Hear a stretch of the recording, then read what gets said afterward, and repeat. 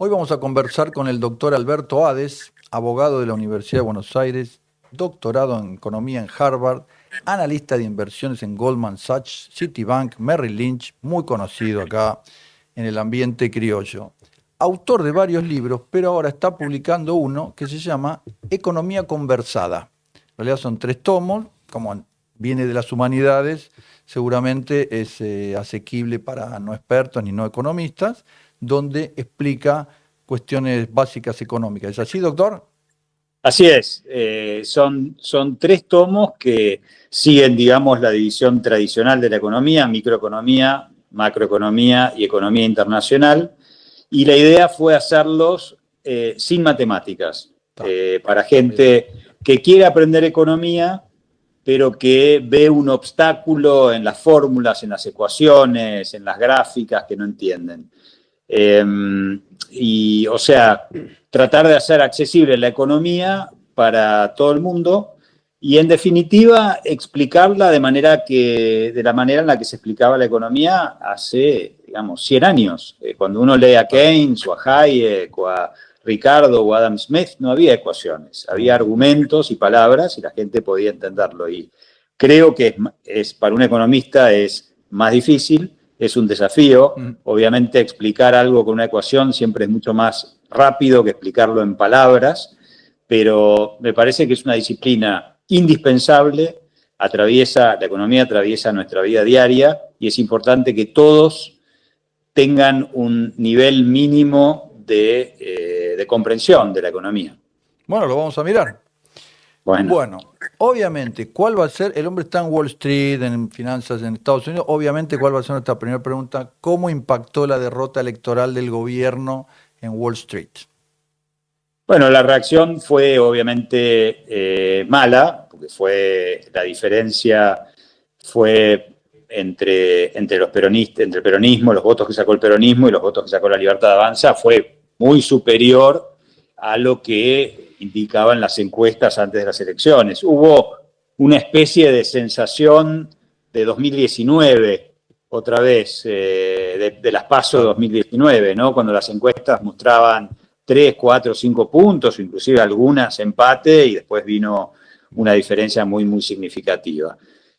Aparte de eso, de las 8 secciones electorales, la Libertad Avanza perdió en 6.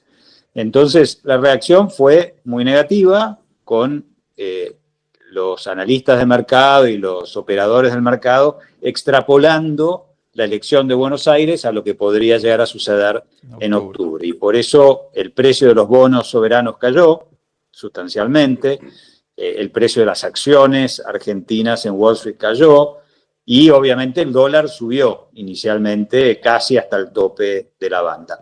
En el último par de días hemos visto una reversión, una mejora en el precio de los bonos, sostenida, gradual, una mejora en el precio de las acciones, y el tipo de cambio el dólar que inicialmente cayó, ahora lo estamos viendo subir nuevamente, pero no tanto por una percepción negativa, diría yo, del mercado, sino por la percepción de que hay un cambio en la política monetaria del gobierno, donde están permitiendo una caída en la tasa de Claro, interés, claro.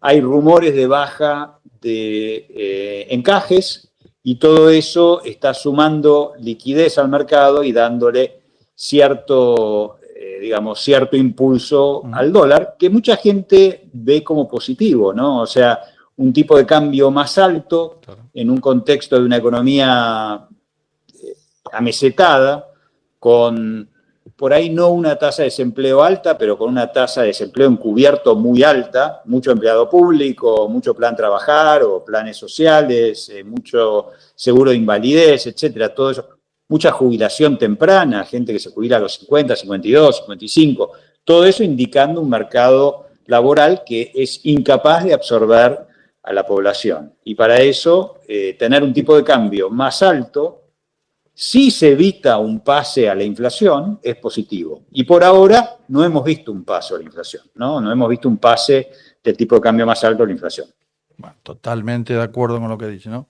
Doctor, la política nuestra es el típico péndulo argentino del que usted habla. Vamos, pum, pum.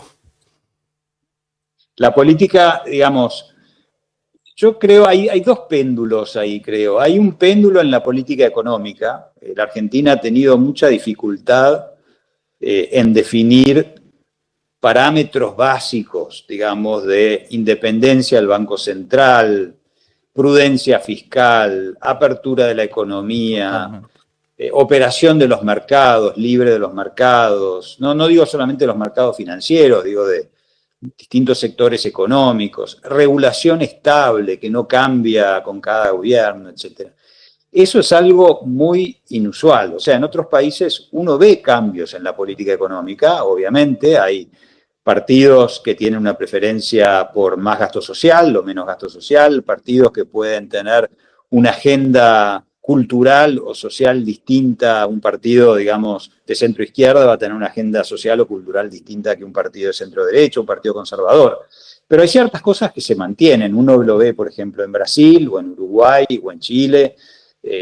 Obviamente hay cambios en la política, pero el Banco Central se mantiene independiente, el resultado fiscal se mantiene más o menos estable, hay reglas fiscales, etc. Eso no lo ha logrado la Argentina. En la Argentina, cada 4 años o cada 8 años se refunda el país. Todo lo que se hizo hasta ahora está mal, estuvo mal, todo esto ha generado la crisis que estamos viviendo y por lo tanto hay que hacer 180 grados. Ese es un péndulo que creo que hay. Y el otro péndulo del que yo he hablado también es el péndulo del votante. O sea, el votante es bastante ciclotímico en Argentina. Y yo lo mencioné recientemente, más que nada en términos del estilo, digamos, del gobierno. El estilo muy confrontacional, con un discurso violento, bastante áspero, digamos, del gobierno. Y yo lo que dije fue una entrevista, creo que fue una entrevista en La República de Montevideo, El País de Montevideo, perdón. Lo que dije es, ojo, que el votante argentino es pendular, o sea, se va a bancar los malos modales y los malos modos y el lenguaje áspero durante un tiempo, pero en el momento menos pensado va a decir, bueno, esto no me va más a mí, hay que mantener cierto nivel de educación, cierto, yo qué sé, y se va a cansar. Y yo creo que en parte es lo que vimos en las elecciones del domingo, porque lo que vimos es que el votante, digamos, en inglés diríamos el votante soft, o sea, está el hard, que es el apoyo duro, militante. Y el apoyo militante, y el apoyo suave, digamos, no totalmente convencido, es el que vota porque es el menos malo, etcétera. Ese me da la impresión que en gran medida sintió cierta desazón durante los últimos meses y no fue a votar. Y hay que tener cuidado con ese, porque ese es uno que no se puede perder, porque el gobierno necesita a todos los que lo pueden apoyar. Y muchos de esos votantes están de acuerdo con la política económica del gobierno, pero tienen problemas con aspectos de la política cultural o con el discurso, o con cosas por el estilo. Totalmente de acuerdo con lo que dice el doctor. Incluyo Perú, Paraguay, que se han civilizado totalmente, y excluyo Bolivia, que tiene estos problemas. Vamos para acá, vamos para allá, desastre, no tiene dólares, bueno, justamente porque no se han civilizado. Doctor, ¿qué opina de la reacción del gobierno? Esta mesa de diálogo, el ministro de Interior, convocatoria a gobernadores. Bueno, a ver, creo que el gobierno tenía dos senderos posibles, ¿no? Uno era una reacción muy agresiva, hacer cambios en el gabinete, hacer cambios en la Casa Rosada, gente que trabaja en la Casa Rosada, hacer algo muy drástico, también asociado al escándalo digamos, de Español, etcétera. Esa era una posibilidad que yo imagino que ellos lo vieron como un reconocimiento de las acusaciones y la debilidad.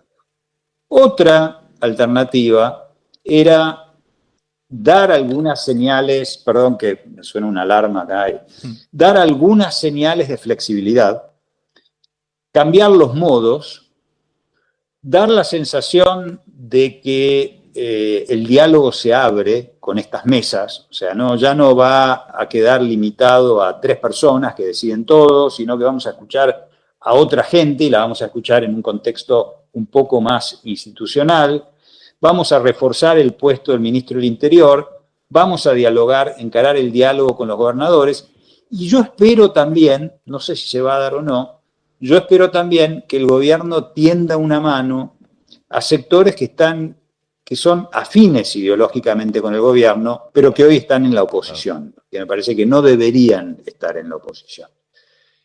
Por ahí en la primera etapa en la que el gobierno fue muy confrontacional y quería sonar muy, muy ríspido, eso tuvo sentido. Creo que ahora hay que tratar de ampliarlo, por lo menos a los que están ideológicamente alineados con el gobierno, que traen no solamente afinidad ideológica, pero en muchos casos muchísima experiencia, muchísimo conocimiento y pueden aportar en una etapa que debería estar caracterizada por reformas, reforma laboral, reforma impositiva, reforma de pensiones, o sea, todas las reformas de las que venimos hablando hace 30 años que todavía están pendientes. Bien. Doctor, el gobierno vulnera las bandas cambiarias, no acumula reservas, interviene en los mercados. ¿Por qué cree que el Fondo Monetario lo sigue apoyando? Bueno, a ver, ¿en qué sentido vulnera las bandas? En el Vende sentido que dólares en el medio de la banda, vende dólares en el vende medio, pero también, futuros. bueno, pero si uno lee el acuerdo al que llegaron con el fondo, el acuerdo era, el principio es que se interviene solamente en el borde de las bandas, para comprar y para vender. Para vender se puede vender en situaciones traumáticas, o sea, el fondo estuvo de acuerdo que en situaciones traumáticas se podía vender adentro de la banda y se podía comprar dentro de la banda en el caso de transacciones grandes, o sea, digamos, si hay alguien haciendo una inversión directa importante en la Argentina y tiene que vender 500 millones de dólares, que eso no fluya al mercado, sino que el Banco Central puede comprar esos 500 millones de dólares. En los últimos 2 meses se han hecho de las dos cosas, o sea, el Banco Central o el Tesoro, digamos, acumuló en el interior de la banda. Ellos compraron y después vendieron. O sea, no es que no compraron, ellos compraron en transacciones grandes. Y después vendieron, obviamente cuando la cosa se desmadró, vendieron diciendo que lo estaban haciendo para proveerle liquidez al mercado, para que el mercado no se rompiera, para que tuviera flujo, etc. Ahora, yo no lo veo como una violación de la banda, lo veo como que están estirando el límite. ¿Por qué el fondo apoya? ¿Y qué opción tiene el fondo? Claro, O sea, una necesidad, totalmente. ¿y cuál es la alternativa? O sea, si el fondo les retira el apoyo, ¿qué pasa? Yo creo que el fondo sabe que este es un periodo complicado, es un periodo electoral, probablemente haya algún cambio al régimen cambiario después de las elecciones, pero que bueno, en las próximas 6 semanas hay que bancársela. Está muy bien. Doctor, le hago una pregunta un poco cruda. ¿Cómo va a pagar Argentina 43 mil millones de dólares de 2026-2027 sin reservas en el Banco Central? Bueno, reservas en el Banco Central depende de quién son las reservas. Si las reservas son del Banco Central, o sea, son la contraparte de pasivos monetarios, no son del Tesoro, ¿no es cierto? Entonces, en un régimen como el que tenemos ahora, donde el Banco Central no financia al Tesoro, no le regala reservas al Tesoro, ¿qué es lo que pasó durante el kirchnerismo? Que, o sea, el Tesoro le colocaba las letras intransferibles contra las reservas, medio que son irrelevantes las reservas del banco, que son del Banco Central. El Tesoro sí podría estar acumulando en parte, pero lo más importante es recobrar acceso al mercado, porque 46 mil millones de dólares, aunque estén comprando, de acá al 2027 es poco probable que se acumulen 46 mil millones de dólares. Lo que hay que hacer, bueno, parte de eso es organismos internacionales, que es muy probable que haya desembolsos contra, yo creo que de los 46 mil, algo así como 8.000 o 9.000 es contra fondo y otros organismos internacionales, o sea, eso lo podemos descontar, y el resto es mercado, parte es mercado local, parte es mercado externo, y ahí lo que va a ser crucial es obviamente recobrar acceso al mercado, ¿no? Que se normalice la cosa, para lo cual es muy importante que el resultado electoral sea razonable. Yo no diría que tiene que ser rutilante necesariamente, pero tiene que ser razonable, y una vez que haya un resultado electoral razonable, encarar la segunda etapa de reformas para consolidar el programa económico. Tiene que bajar el riesgo país concretamente. Altísimo. Totalmente. O sea, con un riesgo país a 1.000, 1.100, no hay acceso a más. No hay chance. Bueno, lo dejo con mi compañero Germán Pitelli, que quiere hacerle unas preguntas. Muy ¿Qué bien. tal, doctor? ¿Cómo le va? ¿Qué tal, Germán? Bien, sabe que en este canal venimos hablando hace un tiempo acerca de la comunicación epistolar entre JP Morgan y los argentinos, o el mundo, que cada 15 días hace una recomendación de entrar a Argentina, salir de Argentina. Varios de los miembros del equipo económico fueron parte, Trabajaron en JP Morgan. ¿no? Sí. ¿Y cómo piensa que esto afecta a las decisiones del gobierno argentino y a la vez las recomendaciones de este grupo de inversión? A ver, las decisiones del gobierno argentino, el hecho de que no todos trabajaron en JP Morgan ahí, ¿no es cierto? Pero Luis algunos Caputo, sí, trabajaron. el ministro de Economía. Toto trabajó en JP Morgan, Daza trabajó, por ejemplo, en JP Morgan, pero estamos hablando de que trabajó en JP Morgan hace 25 años. O sea, no es que el año pasado salió de JP Morgan. Mucha de esta gente se fue de JP Morgan hace mucho, pasó en algún momento. Hay que tener en cuenta también que JP Morgan es probablemente el banco con el área de mercados emergentes más grande de Wall Street. Wow. Y ha contratado y ha entrenado a muchísimos argentinos. Yo tengo un montón de amigos que pasaron. Yo no pasé por JP Morgan, pero tengo un montón de amigos que trabajaron unos años ahí, porque era una especie de escuela, de semillero de economistas y traders y banqueros, siendo el jugador en mercados emergentes más importante. ¿Cómo influye eso en las decisiones del gobierno? Yo creo que influye en el sentido de que es gente que ha tenido un entrenamiento global muy bueno. O sea, es gente que se ha entrenado en Estados Unidos, que ha trabajado con organizaciones financieras en Estados Unidos, que entiende muy bien Europa, que entiende muy bien Japón, que entiende muy bien Latinoamérica. Lo veo eso como un activo. No lo veo, no hay ninguna indicación de que ellos se estén comportando para favorecer a JP Morgan ni nada por el estilo. Ahora, ¿cómo se comportan los analistas de JP Morgan, que son los que hacen las recomendaciones? Yo honestamente creo que no hay, o sea, puede haber un aprecio personal por los miembros del equipo económico, pero nuevamente, mucha de esta gente no interactuó. Por ejemplo, el analista argentino de JP Morgan en realidad es un chico uruguayo que debe haber empezado ahí hace 6 o 7 años, muchos años después de que todos estos se hubieran ido de JP Morgan.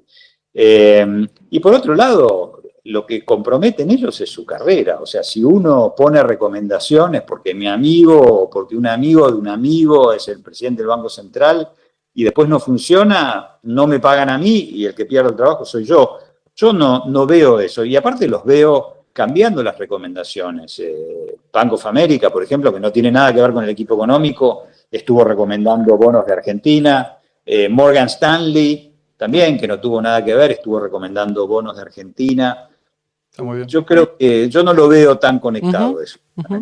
En varias entrevistas que usted dio habla de la memoria como un factor clave para entender la confianza de los inversores. ¿Qué memorias propias tiene usted de las crisis económicas argentinas que de alguna manera marcaron su forma de pensar hoy? Hiperinflación.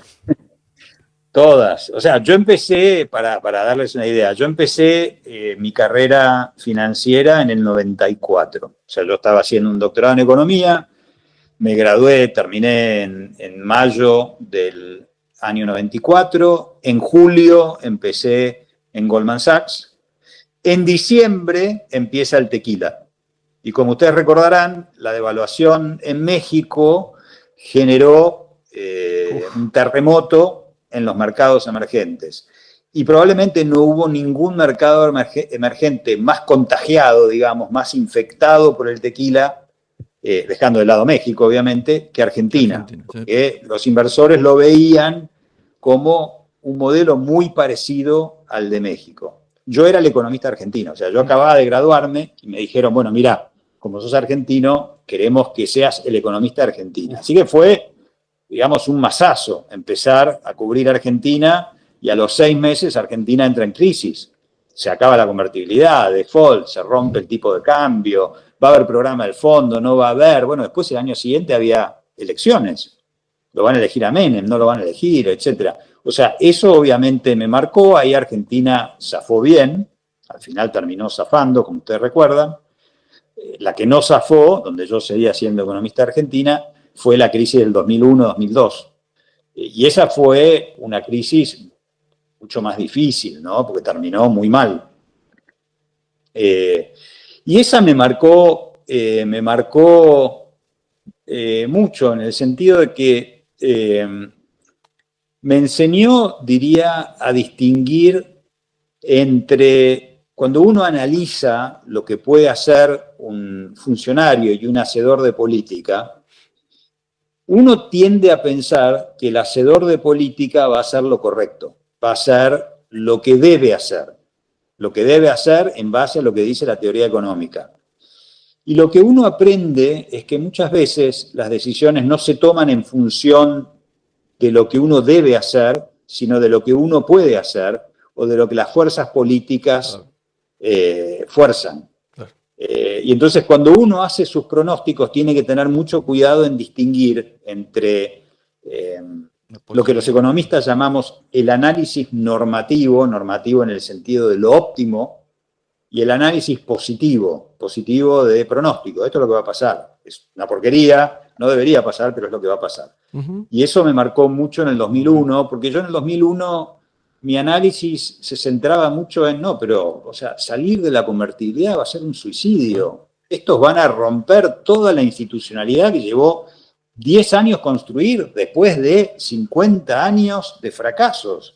O sea, tener un banco central independiente, tener una moneda, tener presupuestos todos los años, tener previsibilidad, estabilidad, etcétera, todo eso se va a romper. No, ¿cómo van a hacer eso? Bueno, sí, lo hicieron. Sí, muy bueno. Somos un país que ni los argentinos lo comprendemos bien. No lo terminamos de comprender. Doctor, la ley de intangibilidad de los depósitos, habían reforzado y ¡pum! No hubo manera. ¿Qué rasgo cultural argentino cree que juega en contra de la estabilidad económica, a propósito de lo que está hablando? ¿Y cuál podría ser una fortaleza que los argentinos no valoramos? Yo creo que el argentino tiende a ser muy cortoplacista, ¿no? O sea, tiende a privilegiar mucho el consumo por sobre el ahorro. Si es cultural o es el resultado del contexto y de la estructura económica, no lo sé, pero cuando uno mira de afuera, lo que uno ve es que el argentino, por ejemplo, viendo el comportamiento, yo vivo en Nueva York, viendo el comportamiento de la gente acá, que por ahí tiene un nivel de ingreso muy superior al del argentino similar que trabaja en el sector financiero. El que trabaja acá en el sector financiero por ahí tiene un auto, por ahí no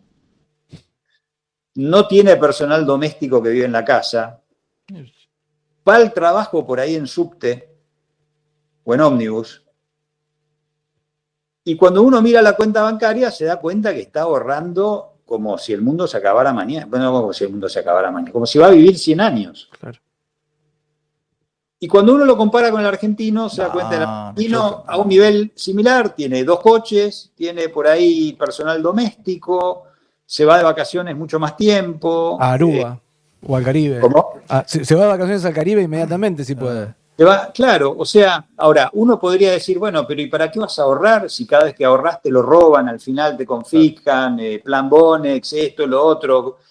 Puede ser que sea un tema de la inestabilidad económica, no sé qué es lo que explica qué, pero ese factor cultural es muy complicado en la Argentina porque hace muy difícil la ethos, digamos, churchilliana, de decir, yo te prometo sangre, sudor y lágrimas, pero tus hijos van a estar mejor que yo.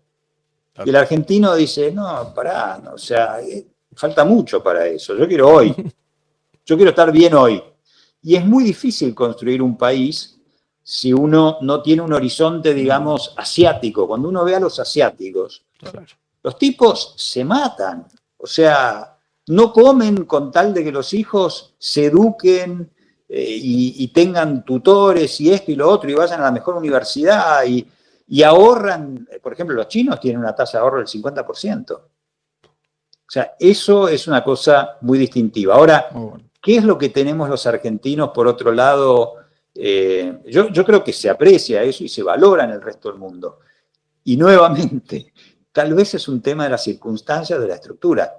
El argentino es muy buscavida, es muy creativo, siempre está buscando la forma de ganarle al sistema.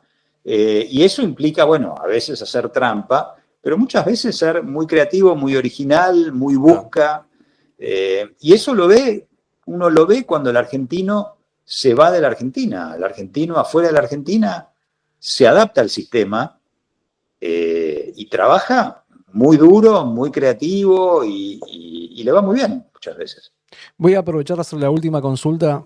Usted que es doctor en economía, trabajó en grandes empresas y nos puede ayudar en este momento a los argentinos. Si tuviera que elegir una alternativa para resguardar el capital de un argentino en los próximos 6 meses, ¿qué nos recomienda? Bueno, obviamente ahí hay que tener una visión de qué es lo que va a pasar en las elecciones. Si vos me decís qué va a pasar en las elecciones, yo te voy a decir qué es lo que yo creo que va a pasar en las elecciones. O cuál es el escenario político que yo imagino. El escenario político que yo imagino es un escenario donde el gobierno se afirma en lo económico, en el sentido, dice yo, la apertura económica, las regulaciones, el equilibrio fiscal, la reducción de la inflación, yo en eso no cedo. Pero sí me voy a flexibilizar en lo político, me voy a abrir, voy a tratar de acercarme a los gobernadores, ver qué es lo que puedo negociar con ellos, voy a acercarme a algunos de los sectores de la oposición donde tengo afinidad ideológica, etcétera, y voy a tratar de ampliar mi coalición para una segunda etapa del gobierno que va a estar menos enfocada en la emergencia, que es lo que estuvo enfocada la primera etapa. Vos asumís con 250% de inflación, y bueno, lo primero que tenés que hacer es parar la sangría, ¿no? Yo creo que la primera etapa estuvo muy enfocada en la emergencia, la segunda debería estar enfocada en algunas de estas reformas muy importantes que todavía están, perdón. Sí, no hay problema. Después lo corregimos. Ahí está. Algunas de estas reformas muy importantes. Si uno cree que eso es lo que va a suceder y que de acá a las elecciones el gobierno va a dar señales de tolerancia, de diálogo y al mismo tiempo se va a estabilizar el mercado financiero, que es lo que parecería que está sucediendo, yo creo que las elecciones en octubre van a enviar un resultado y una señal mucho mejor que las elecciones del domingo pasado. Y en ese caso, yo creo que hay que invertir en activos argentinos, en acciones y en bonos. ¿Qué es lo que hice yo? O sea, ¿qué es lo que hice yo el lunes? Ok, perfecto. Ah, qué audaz, ¿eh? En medio de la sangría. Dos últimas preguntas, no queremos abusar demasiado de su tiempo. La primera, ¿me puede hacer un semblanteo de la economía americana? ¿Está creciendo? Le puso al exterior los aranceles, los argentinos que echaron, los extranjeros que echaron, más o menos todo eso. ¿Está creciendo? ¿Va bien? ¿Está trabado? La economía sigue creciendo, o sea, no hemos entrado en una recesión ni en una crisis, que diría que fue el temor que se suscitó en abril cuando anunció lo que se llamó acá el Liberation Day, que fueron los aranceles esos locos que se anunciaron a principios de abril. La bolsa cayó, el mercado entró en pánico, la gente entró en pánico y se esperaba, la verdad, que lo peor. Bueno, ahí dieron marcha atrás a la semana, se moderaron. Ahora, a pesar de eso, la economía se ha desacelerado. Es bastante claro que hay una desaceleración económica. ¿Por qué hay una desaceleración económica? Yo creo que hay dos factores. Un factor es toda la incertidumbre está impactando obviamente sobre la inversión y sobre las contrataciones. Las empresas, al no saber qué precio van a pagar por sus insumos, si van a poder vender o no van a poder vender, etcétera, etcétera, bueno, están retrasando las contrataciones y están postergando algunas inversiones, no todas. Hasta ahora todo lo que fue asociado con inteligencia artificial sigue muy fuerte, pero otras inversiones se han retrasado. Ha habido también una caída en el precio del petróleo importante, eso ha impactado sobre el sector energético y sobre el sector minero en Estados Unidos. Por otro lado, mencionaba el tema de las repatriaciones de personas, el control en la frontera, los límites a la inmigración. Todo eso ha reducido sustancialmente la oferta de empleo. Y al reducir la oferta de empleo se han creado menos empleos, mucho menos empleos, por menor demanda y por menor oferta, de lo que se venían creando en 2023-2024. Eso ha reducido el ingreso de los hogares o ha reducido la tasa de crecimiento del ingreso de los hogares. Menos empleo, menos ingreso, menos consumo. Entonces estamos viendo un crecimiento, digamos, del consumo privado y la inversión privada de menos del 2%, cuando el año pasado, o en la segunda mitad del año pasado, estábamos creciendo aproximadamente al 3%. Claramente una desaceleración, claramente un menor crecimiento del empleo, todavía algunas presiones inflacionarias. Es un poco temprano para saber, porque hay que recordar que los aranceles se fueron postergando y recién se implementaron a principios de agosto. O sea, este es el primer mes realmente de impacto de los aranceles, y lo que vimos en 2018-2019, cuando se impusieron aranceles, fue que el impacto demoró unos 3-4 meses en realmente verse en el índice de precios al consumidor. Entonces estamos viendo una economía con más inflación, menos crecimiento y una situación complicada, obviamente, para la Reserva Federal, que tiene que decidir qué objetivo privilegiar. Pero hay una expectativa de baja de tasas. Hay una expectativa, el mercado está descontando 100% de probabilidad de un recorte de tasas la semana que viene de por lo menos un cuarto de punto. O sea, lo que se llama 25 puntos básicos, ¿no? Última pregunta, pero fatal. Doctor Hades, Milei mira esta entrevista y dice, es el hombre que necesito en este momento. Lo nombra ministro de Economía, Finanzas, Obras y Servicios Públicos, ANSES, PAMI. Hace lo que quieras, Alberto. ¿Qué hace? ¿Qué medidas toma?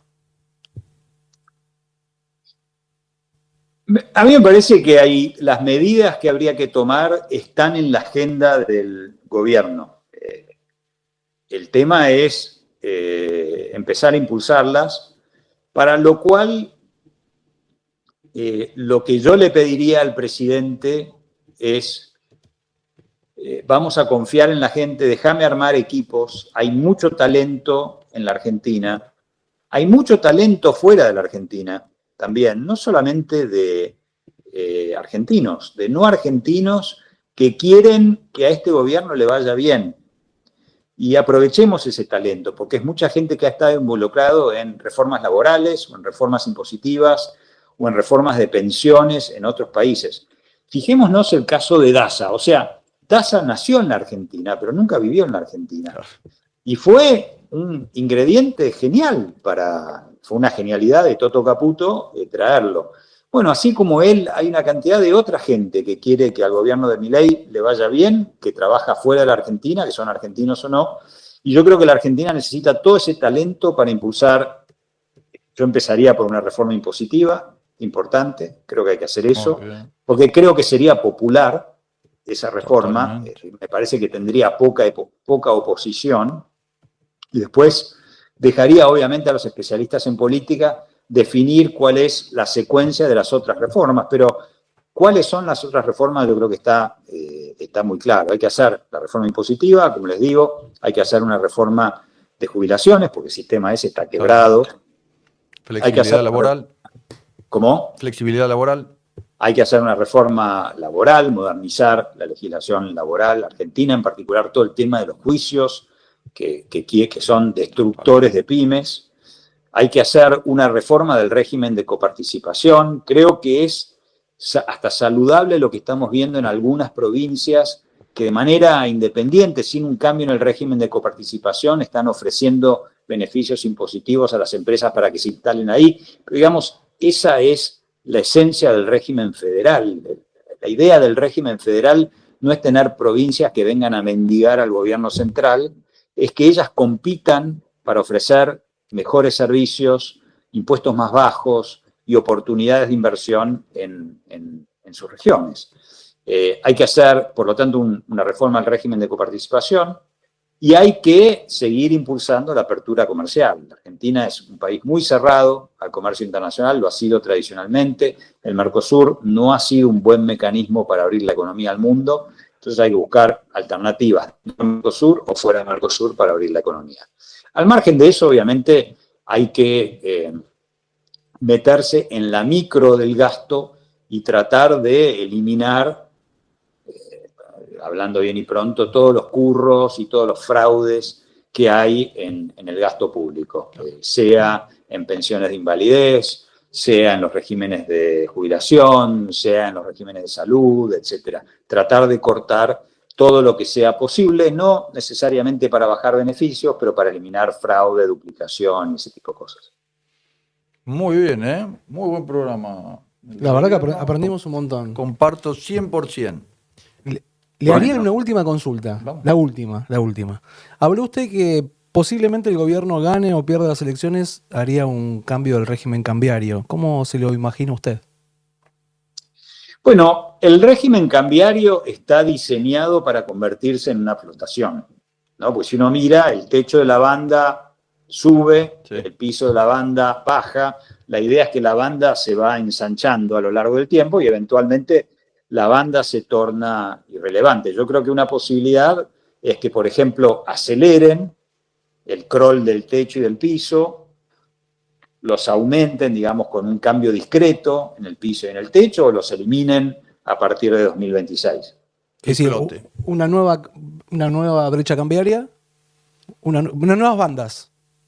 O sin banda, digamos, sí, una banda más Claro, amplia claro, todavía, claro. Que flote. acelerando este proceso de transición a una flotación, o eliminar las bandas. Está muy bien. O sea, las bandas las pusieron en abril como parte del paquete de liberación del cepo, parcial del cepo para individuos, y bueno, a partir del 2026, por ahí decir, bueno, a partir de 2026 ya está, pasaron las elecciones, pasaron 8 o 9 meses, ahora flotamos. Perfecto. ¿Satisfecho? Sí. Doctor, muchísimas gracias por su tiempo, fue muy amable, se explayó mucho, le agradecemos mucho y estamos al habla. Gracias a ustedes por invitarme, un abrazo. Gracias, ¿eh? Muy interesante, ¿no? Lo que decía de un tipo formado como abogado, después formado como economista, muy bueno lo que le tocó analizar la Argentina en el tequila, que es verdad, sobrevivimos, y el 2001 no sobrevivimos y explotó todo, muy complicado. Me gustó cuando Germán le preguntó pros y contras, digamos, del argentino, dice el cortoplacismo. Esto es tremendo porque como hemos tenido hiperinflación, cambio de moneda, plan Bonex, es como que mientras la tengo la gasto. Enseguida el argentino hace unos pesos, se va a Nordelta, automóviles, moto, rubia. Si ellos no viajan en subterráneo, eso es muy inglés, es muy anglosajón. En Gran Bretaña también, son más discretos, ¿no? Nosotros enseguida, mostramos todo, gastamos todo y después la típica frase, Dios proveerá. Del otro lado dice que somos ingeniosos, nos adaptamos a todo, eso es verdad. El argentino, justamente por lo mismo, que explota todo, le cambian las condiciones que yo, tiene una capacidad de adaptación notable, una capacidad de improvisación notable. Me acuerdo una vez hablaban de la Boeing, que había un argentino, cuando se traba el protocolo, no saben qué hacer. Y el argentino enseguida dice, conecta esto con esto, saca, ahora hacemos, enseguida, como está acostumbrado, no quiero decir palabrota, pero a lo despelote, sabe arreglarse en cualquier contexto. Eso es interesante lo que dijo. Respecto de la economía americana, está bueno tener otra visión, está creciendo, la bolsa vuela, eso lo ratificó, pero está un poco trabado en expectativa de ver qué pasa, si bajan las tasas de interés o no. La inflación ahí, está bien lo que dicen todos de la inteligencia artificial, reemplazó mano de obra, por eso no se crea tanto, pero justamente las empresas de inteligencia artificial están volando, ¿no? Y que dijo, los grandes cambios tardan 3-4 meses en medirse en la realidad cuánto llegó, ¿no? Si las aranceles se terminaron de instrumentar en agosto, bueno, vamos a tardar hasta fin de año en ver cómo sucede, pero si la Fed baja las tasas de interés, seguramente va a circular más el dinero y no se va a notar tanto la traba. Si no las baja, porque nota tensiones inflacionarias, y ahí sí, me dijo mi amigo Diego que en marzo se las iban a ver negras, pero suponemos que va a bajar. Así que muy, muy interesante, Alex, ¿eh? Y vamos a ver qué sucede.